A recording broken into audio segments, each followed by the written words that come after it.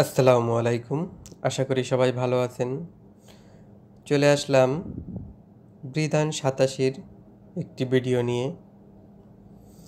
বৃধান ৮৭ ধানটির বৈশিষ্ট্য: চাল লম্বা ও চিকন, চালের রং সাদা, হেক্টর প্রতি ফলন ৬.৭ মেট্রিক টন। ভ্যারাইটিটি অবমুক্ত হয় ২০১৮ সালে। চালের অ্যামাইলোজ ২৭.০%।